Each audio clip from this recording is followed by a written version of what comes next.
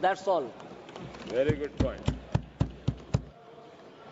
श्री असाउद्दीन ओवैसी। बहुत बहुत शुक्रिया सर। स्पीकर सर, मैं ये वक्फ तरमीमी बिल की मुखालिफत में खड़ा हुआ हूं। किसी एक शायर ने बड़ा अच्छा कहा था, जब भी ज़मीर और ज़र्फ का सौदा हो दोस्तों, जब भी ज़मीर और ज़र्फ का सौदा हो दोस्तों, कायम रहो हुसैन के इनकार की तरह। सर, ये वक्फ तरमीमी बिल भारत के गयूर मुसलमानों के ईमान पर, इबादत पर एक हमला है।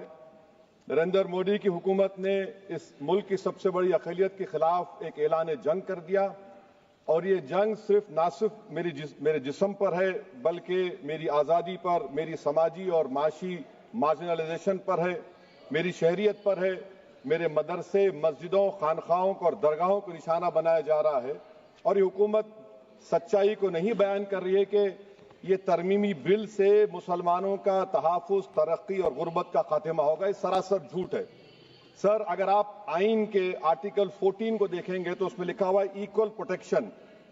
अब आप देख लीजिए सर कि हिंदू, सिख और जैन को और बौद्ध को उनके एंडोमेंट में तहफ़्फ़ुज़ मिलेगा, क्योंकि उनका एंडोमेंट बाय यूजर बरकरार है और उनका एडमिनिस्ट्रेशन उनके हाथ में होगा कि गैर हिंदू या गैर उनके मजहब का आदमी दान भी दे सकता है उनके लिए, और एंडोमेंट बोर्ड का तहफ़्फ़ुज़ भी मिलेगा, क्योंकि उसके ऊपर ओवरराइडिंग क्लॉज अप्लाई नहीं होगा, लिमिटेशन का कानून उस पर अप्लाई नहीं होगा।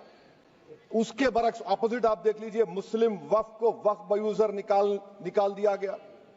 एक मुस्लिम वक्फ की जायदाद पर कब्जा होगा, लिमिटेशन लगेगा तो जो एनक्रोचर है, जो खाबिज है, वो रातों रात मालिक बन जाएगा और एक गैर मुस्लिम वक्फ बोर्ड को एडमिनिस्टर करेगा। ये आर्टिकल 14 के इक्वल प्रोटेक्शन का वायलेशन।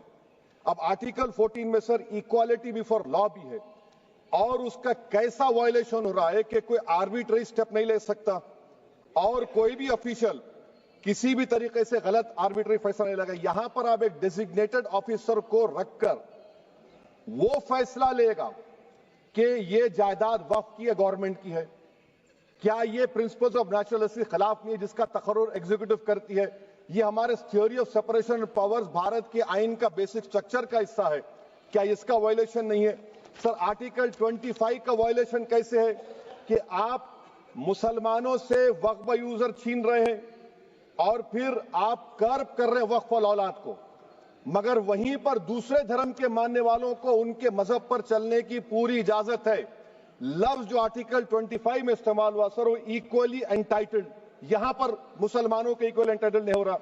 अभी हम गृह मंत्री का, वजीर दाखिला का यहां पर उनका हमने तकरीर सुनी, यहां पर वो ये कहते हैं, वजीर दाखिला, शायद वो कटमुल्ला की जबान ना कह दे, वजीर दाखिला कहने पर वजीर दाखिला ने अपने बयान में कहा कि बोर्ड और काउंसिल जो होगा वो माने वक्फ इस्लाम से अलग है।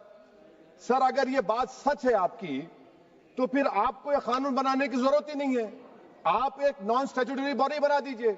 ये जो कानून बन रहा है ना सर, ये आर्टिकल 26 इसका सोर्स है, और आर्टिकल 26 जब इसका सोर्स है तो आर्टिकल 26 का ABCD क्या कहता है कि रिलीजियस डिनोमिनेशन को अपने मजहब के अफेयर्स खुद चलाना, मूवेबल इमूवेबल प्रॉपर्टी को लेना और एडमिनिस्टर करना। जब हिंदू धर्म को, बौद्ध धर्म को, सिखों को यह राइट दिया गया है, तो आप कैसे मुसलमानों से छीन रहे हैं? तो ये आर्टिकल 26 का ग्रेव वायलेशन है। तो सर, अब वक्फ बाय यूजर का मामला देखिए, मिनिस्टर साहब ने कहा कि एंक्रोचमेंट हो रहा है, 17,000 एंक्रोचमेंट हुए हैं। तो यही नरेंद्र मोदी की हुकूमत ने 2014 में उस वक्त के मंत्री ने एक Waqf properties eviction of unauthorised occupants bill को इंट्रोड्यूस किया। आपने विड्रॉ कर लिया 2024 में उसको। क्यों विड्रॉ किया सर आपने? जब आप मान रहे थे कि एंक्रोचमेंट हो रहा है तो आपने बिल को विड्रॉ कर लिया। अच्छा सर, अब वक्फ बाय यूजर को आपने निकाल दिया, माने कंडीशन क्या लगाए कि अगर उसमें डिस्प्यूट होगा और गवर्नमेंट प्रॉपर्टी होगी। सर, डिस्प्यूट तो है। मिसाल के तौर पर मोहिबुल्लाह साहब जिस मस्जिद के इमाम हैं, पार्लियामेंट के सामने मस्जिद है सर, 123 प्रॉपर्टीज में मस्जिद है, डिस्प्यूट चल रहा है। कल कलेक्टर या डिस्ट्रिक्ट ऑफिसर बोलेगा कि भाई साहब ये गवर्नमेंट प्रॉपर्टी है, स्टिकर लगा दिया जाएगा, मस्जिद बंद, गवर्नमेंट प्रॉपर्टी हो गई, होगी ना सर? अब ये बताइए, आप जब से यहां पर पूरे बीजेपी रूलिंग पार्टी हमको ज्ञान दे रहे हैं कुछ नहीं होगा, कुछ नहीं होगा, मैं दलील के साथ बता रहा हूं आपको। ये मस्जिद दिल्ली गवर्नमेंट बोलती हमारी है, वक्फ दिल्ली वक्फ बोलता हमारी है, तो सर वक्फ बाय यूजर, अगर मैं अपनी गवर्नमेंट के खिलाफ वक्फ बोर्ड वक्फ बाय यूजर इस्तेमाल नहीं करेगा तो क्या है सर? अच्छा, ये अमेंडमेंट जब हो जाएगा तो मुझे कहने दीजिए सर, सिर्फ प्राचीन मंदिरों की हिफाजत होगी, मस्जिदों की नहीं होगी। अब सर आप आ जाइए, अगर डिस्प्यूट मेरा एंशिएंट मॉन्यूमेंट से वक्फ का, एक मिसाल दे रहा हूं, दिल्ली में 172 वक्फ प्रॉपर्टीज एएसआई कंट्रोल में है, मैं तो हार ही गया वो, क्योंकि मेरे पास डॉक्यूमेंट नहीं है। आप कह रहे हैं कि डॉक्यूमेंट चढ़ाओ, अगर मेरा गवर्नमेंट से डिस्प्यूट चल रहा है मैं तो क्लेम ही नहीं कर सकता, क्योंकि आप जज बनेंगे, आप ही फैसला करेंगे, और जब तक आप फैसला नहीं करते वो वक्फ की प्रॉपर्टी नहीं होगी। वो प्रोविजन डाल दिया आपने। अच्छा, अगर मेरा डिस्प्यूट एंक्रोचर से होगा सर, तो एंक्रोचर में तो आपने तो 107 को डिलीट कर दिया, आप रातों रात खाबिज को, एंक्रोचर को मालिक बना रहे हैं। सर मैं ये पूछना चाहता हूं आपके जरिए हुकूमत से, एक मुंबई में एक बहुत बड़े दौलतमंद है, खोजा बरादरी का यतीम खाना था, उन्होंने 2004 या 5 में 22 करोड़ में खरीद लिया। वो केस सुप्रीम कोर्ट में कि आप उनको मालिक बनाना चाहती है लिमिटेशन एक्ट अप्लाई करके, हमको बताइए, हम जानना चाह रहे हैं। और सच्चर कमेटी ने सर 2007 में कहा कि दिल्ली के 123 प्रॉपर्टीज की मार्केट वैल्यू 6000 करोड़ की। आज हम 2025 में आ गए, क्यों आप उन प्रॉपर्टीज के खिलाफ पड़े हुए? 1976 में उस वक्त के वजीर आजम इंदिरा गांधी लेटर लिखा, इसको आप दे दीजिए, मगर आप उसको मानने को तैयार नहीं है। तो सर और एक जो झूठ फैलाया जा रहा है, management empowerment efficient development, sir this bill takes any management from the hands of Muslims, disempowers the waqf in comparison to any other stakeholder, takes away the efficiency of administration and hampers development. Waqf disempowerment in the name of efficiency, inefficiency is being created. The progress of development from pre-independence till today is sought to be destroyed. Sir अभी हमारे home minister साहब ने फजल पुकाया case का जिक्र किया। Sir मैं आपसे गुजारिश करूंगा कि होम मिनिस्टर जरा अच्छे लोगों को रखकर इंफॉर्मेशन ले। फजल पुकाया का ऑबिटर क्या है? इट इज ऑबिटर, वो रेशियो डिसेंडेंटाई नहीं है जो आपने कहा है। अच्छा सर, शेड्यूल ट्राइब के बारे में कहा, क्या शेड्यूल ट्राइब में मुसलमान नहीं होते? शेड्यूल कास्ट में नहीं होता मुसलमान, शेड्यूल ट्राइब में मुसलमान होता। तो क्या आर्टिकल 25 मेरा चला गया, आर्टिकल 26 चला गया, आर्टिकल 14 चला गया, 15 चला गया, 29 चला गया? लक्षद्वीप का एक मुसलमान एमपी है, क्या उसको राइट नहीं है क्योंकि ट्राइबल है? क्या कह रहे हैं आप? इस ऐवान को क्यों गुमराह कर रहे हैं आप शेड्यूल ट्राइब के नाम पर? सर और एक चीज जो आपको बता रहा हूं सर, अब आप जब आर्टिकल 26 से मेरा सोर्स है, तो आप सेंट्रल वक्फ काउंसिल में 22 में से 11 आप नॉन मुस्लिम को बना सकते हैं। रिलीजन न्यूट्रल आपने कह दिया, और आप बनाएंगे, क्यों बनाएंगे आप? स्टेट वक्फ बोर्ड में 7 नॉन मुस्लिम होंगे और 4 मुसलमान क्यों होंगे? क्योंकि आप लॉ में 95 में डायरेक्ट मैनेजमेंट में ले सकते हैं 5 साल के लिए। आप वक्फ बाय यूजर को आप कलेक्टर डिस्ट्रिक्ट ऑफिसर बोलेगा ये वक्फ की प्रॉपर्टी नहीं है, तो वो वक्फ बोर्ड खामोश बैठ जाएगा, कुछ एक्शन ही नहीं लगा, क्योंकि वो आपके प्यादे हैं। अच्छा, जब आप नॉमिनेट करेंगे सर मैं मोदी गवर्नमेंट के खिलाफ नो कॉन्फिडेंस ला सकता हूं, मगर वक्फ बोर्ड का चेयरमैन जो नॉमिनेट होगा उसके खिलाफ नो कॉन्फिडेंस नहीं ला सकते, हम बिल्कुल नहीं ला सकते। क्या मजाक है बताइए आप? ये डेमोक्रेसी है। नॉमिनेट भी स्टेट गवर्नमेंट करेगी, वो अगर डिक्टेटर बन जाएगा जैसा आज भारत में हो रहा है तो वो भी नहीं हटेगा। कम से कम यहां पर तो इलेक्शन है, वहां पर तो आप 5 साल झेलते रहो उसको। अच्छा सर, अब ये जो क्लॉज 11 और क्लॉज 9 आप 16AA से देखिए, where the qualification of the members of the board has been limited only to 3 categories contained in 14(1)(c). Intention is very clear that the majority is to be packed with non-Muslims. So who will defend my interests, sir? If I cannot depend on the state waqf board, central waqf council, which are going to comprise non-Muslims, this in itself is a clear violation of Article 26, 14 and 15, sir. अच्छा sir, CO पहले 95 act में था कि word मुस्लिम, आपने गायब कर दिया उसको। अरे आखिर क्यों इतनी नफरत है आपके लफ्ज मुसलमान से? अच्छा फिर क्या कह रहे हैं आप कि ये भी आर्टिकल 26 का वायलेशन है। सब जितने हिंदू धर्म के प्रॉपर्टीज हैं, सिख धर्म के हैं, बौद्ध के हैं और आपके जैन के, वहां पर उन्हीं के मजहब का ऑफिसर होगा। और कहां पर नहीं होगा? वक्फ बोर्ड में।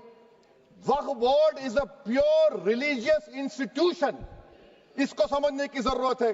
तो आप ये कर दे रहे हैं सर। अच्छा सर आप देखिए, अब आप आ जाइए ये ट्राइब्यूनल पर। मुझे समझ में नहीं आया सर कि हमारे होम मिनिस्टर वजीर दाखिला ने क्या कह दिया कि 2013 का जो कानून है वो नहीं बनता तो हम नहीं लेके आते। मैं बड़े अदब के साथ उनसे पूछना चाह रहा हूं कि क्या उस वक्त राजनाथ सिंह साहब, आडवाणी साहब, हमारी लेट सुषमा स्वराज, ये बड़े बड़े नेता यहां बैठे थे? आपने यूनानिमस उस कानून को पास करवा दिया।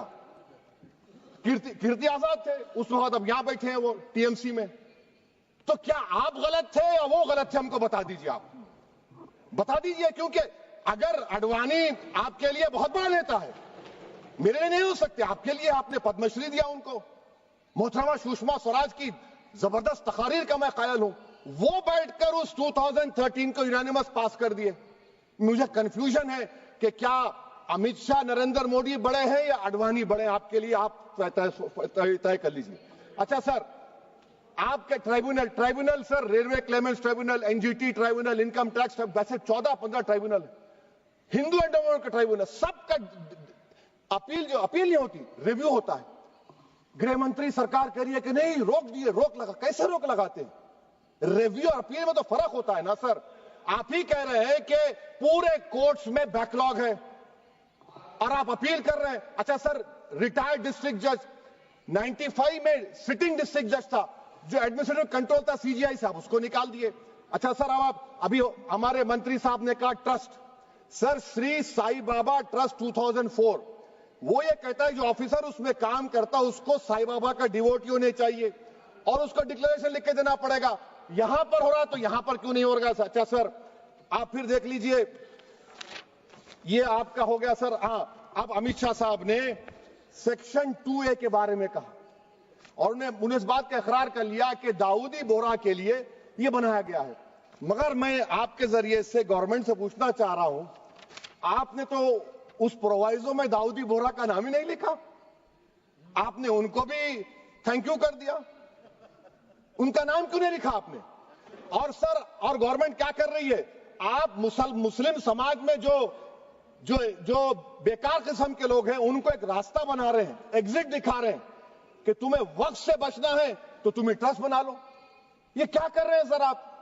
कम से कम उन दाऊदी बोहरा को आप दे देते। अच्छा sir, clause 3V section 36 clause 18 देख लीजिए। Oral appointment has sought to be discontinued even though it is recognized practice in Islam. Muslim personal law is recognized oral waqf and 1937 Shariat Application Act. Sir आप clause 3(9) पर आ जाइए। 5 साल के लिए मुसलमान। मैं किरण रिजिजू से पूछना चाहता हूं, सर दाढ़ी रखे तो मुसलमान प्रैक्टिसिंग है या क्लीन शेव आपकी तरह है? तो बताइए हमको, प्रैक्टिसिंग क्या होगा? अच्छा, किसी को पकड़ के मॉब लिंच कर दिया और बोले कि JSR का नारा लगाया, और वो JSR का नारा लगाया तो क्या मुसलमान रहेगा? नहीं रहेगा। या फिर देश के प्रधानमंत्री ने कहा था कपड़े देखकर पहचानो, तो क्या कपड़े देखकर आप कह देंगे? अच्छा, अगर कोई क्रिश्चियन हिंदू धर्म कबूल करता है तो क्या वो मंदिर को नहीं दे सकता प्रॉपर्टी? फिर भारत के संविधान में आर्टिकल 300 क्यों है सर? राइट टू इक्वालिटी क्यों है? फ्रीडम ऑफ रिलीजन क्यों है? 5 साल कहां से लाएंगे? अच्छा सर, और एक चीज सर, और एक चीज मैं आपको बोल के खत्म कर दूंगा सर। इस बिल में वक्फ औलाद का सर, इसमें आप देखिए clause 4(3)(2), the creation of waqf al-awlad shall not result in denial of inherent rights to heirs, including women heirs or the waqif or any other right of person. Sir, ये article 25 का violation है, शरीयत application act 37 का violation, article 300A का violation है। अच्छा, हिंदू धर्म में सेल्फ एक्वायर्ड प्रॉपर्टी को एक हिंदू, अब उसके फर्ज के 2 बच्चे हैं, वो एक को अपनी पूरी दौलत दे सकता है, कोई रोक टोक नहीं। वो कहेगा नहीं मैं घर के बच्चों को नहीं दूंगा, मोहल्ले के गरीब को दे दूंगा, वो भी कोई रोक टोक नहीं है। वहां पर आपको बच्चों की फिक्र नहीं है। जब मैं अपनी प्रॉपर्टी को अल्लाह को मालिक बनाकर दे रहा हूं, आप कह रहे बच्चियों की फिक्र नहीं है। इतनी मोहब्बत आप बिल्किस बानो से दिखा देते तो आपके लिए दुआएं देती आपके लिए। तो सर आप दूसरी बात आप देख लीजिए सर, आखिरी बात कहकर मैं अपनी बात को मुकम्मल कर रहा हूं सर। नहीं खैर मैं मुकम्मल कर रहा हूं। स्पीकर साहब बहुत टाइम दे दिए। सर आप देखिए इसमें अमित शाह साहब बोले कि इतनी प्रॉपर्टीज का कब्जा हुआ, चोरी हुई, ये हुआ। सर क्लास 2652A सेक्शन, अगर कोई प्रॉपर्टी बेचता है 2 साल की सजा थी, आपने क्या कर दिया, उसको 6 महीने कर दिया। नॉन बेलेबल था, आपने बेलेबल कर दिया। सेक्शन 40 की बात करते हैं। सेक्शन 40 में सर हमको जो ज्वाइंट वर्किंग कमेटी का जो नोट्स दिए, उसमें मिनिस्ट्री ऑफ माइनॉरिटी अफेयर्स ने कहा कि 30 साल में 515 केसेस सेक्शन 40 के और सिर्फ 8 लोग कोर्ट को गए। वक्फ यूजर का कानून तेलंगाना आंध्रा में है, सेक्शन 40 का कानून तमिलनाडु 63 है, आंध्र प्रदेश में 43 है। और सर आप डायरेक्शन दे रहे हैं। अच्छा क्लॉज 4218B देखिए सर, आप रूल बना रहे हैं, कोऑपरेटिव फेडरलिज्म के खिलाफ है, इतना रूल बना रहे हैं। और आखिर में सर मैं आपको बताना चाह रहा हूं स्पीकर साहब, ये बिल का मकसद सिर्फ मुसलमानों को जलील और रुस्वा करना है, मुसलमानों को दूसरे दर्जे का शहरी बनाने का इनका मकसद है। सर अगर आप हिस्ट्री को पढ़ेंगे तो महात्मा गांधी उस वक्त के व्हाइट अफ्रीका में सफेद फार्म अफ्रीका के कानून को महात्मा गांधी ने कहा था कि ये मेरा कॉन्शियंस इसको मानता नहीं, मैं इस कानून को कबूल नहीं करता हूं। तो महात्मा गांधी ने क्या किया, उन्होंने उस कानून को फाड़ दिया। तो मैं गांधी की तरह इस कानून को फाड़ता हूं। ये अनकॉन्स्टिट्यूशनल है सर। इस देश में झगड़े पैदा करने का काम बीजेपी करना चाहती है मस्जिद और मंदिर के नाम पर, इसीलिए मैं इसका कंडेम करता हूं। और मैं आपसे गुजारिश करता हूं कि मैंने अपने 10 अमेंडमेंट दी हैं, आप इसको कबूल करिए सर, मुझे बोलने का मौका दीजिए और उस पर डिवीजन का मैं डिमांड भी करूंगा। Thank you sir.